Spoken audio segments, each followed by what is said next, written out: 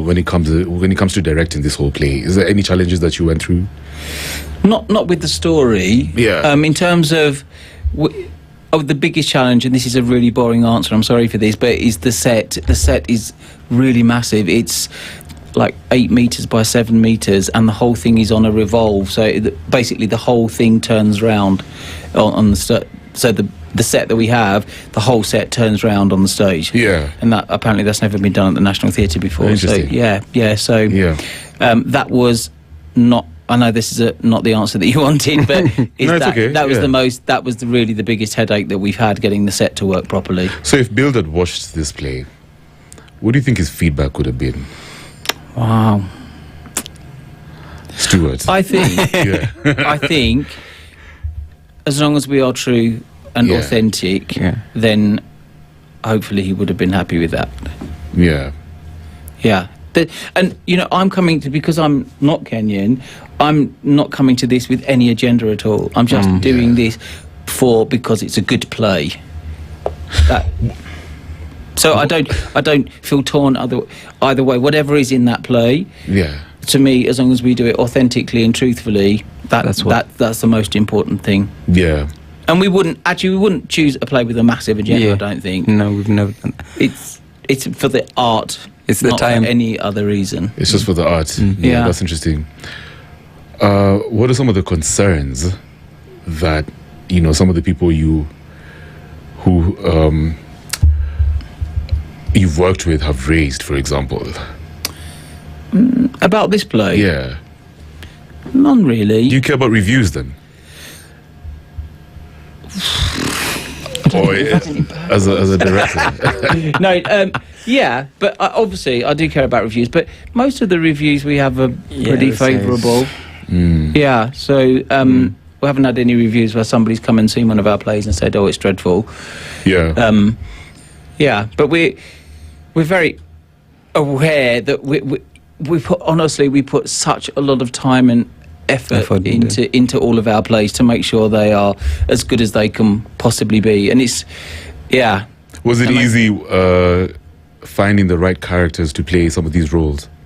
No, I find cast. Okay, I always say this. Gadwell's heard this a million times, but I think casting is really, really important. And a director once said to me that, if you cast the right people in the roles, you won't have to really do very much. And it's absolutely true. When we did Dead in Kimathi, we had Bildad Kaggia playing that, and he was just perfect. I didn't really, apart from just walk over there at this point, that kind of direction, I didn't have to tell him anything. Same with Martin Kiondu, who's playing Kaggia. Yeah. Same with, we've really worked with we're lucky enough, and honestly, it's such a privilege to work with these top flight actors, like those.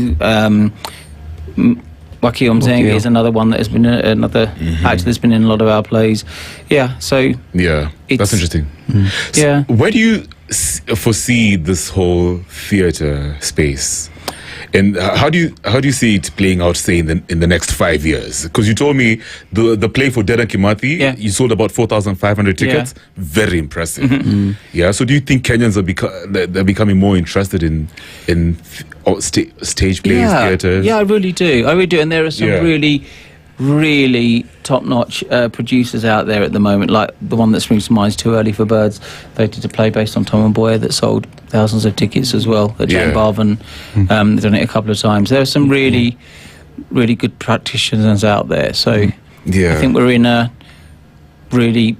good time for theatre, as I see it anyway. If you look at the kind of audience that are going to the theatre now, you wouldn't say that it's a generational change. You see, it's like an older audience still coming in, so you can't say that it's because of the generation that changed. So it's true, actually. Really changing. And another thing I would add is that some of the times we get questions that are probably don't come from seasoned theatre go. They're new audiences, and that's really important that we're bringing in new people that have never been to the theatre before. And sometimes with the questions that they ask, because it's not an experience they've had before, we know they're a new audience.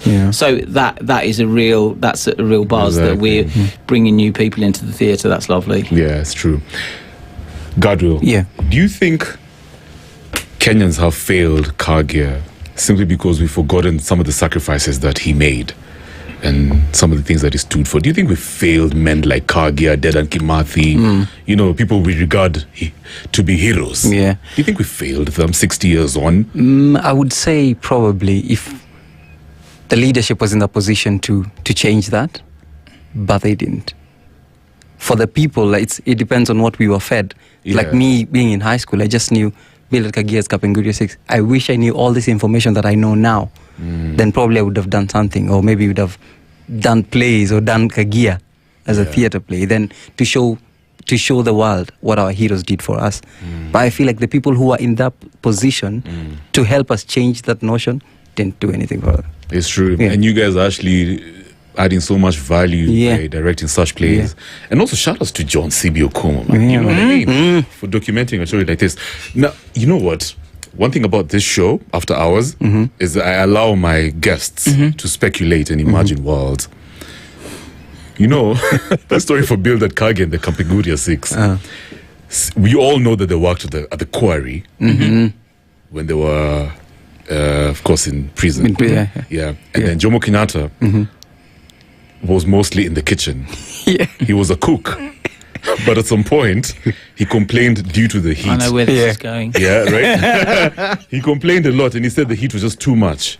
Yeah, and because of his age, maybe it was going to affect his health. And then Kaggia says in a documentary that, they were praying for him and then eventually they decided to go and face the authorities. And they asked them to release, to transfer Jomo Kenyatta to do some other duty. So do you think if Jomo Kenyatta wasn't transferred and he was, if they let him stay in the kitchen, do you think he would have made it out alive? God will. Probably sick. And probably he wouldn't have ended up being president. Yeah. Isn't it? Yeah. So that shows you the kind of person Bildad was. Yeah. Because he was the one who initiated that conversation.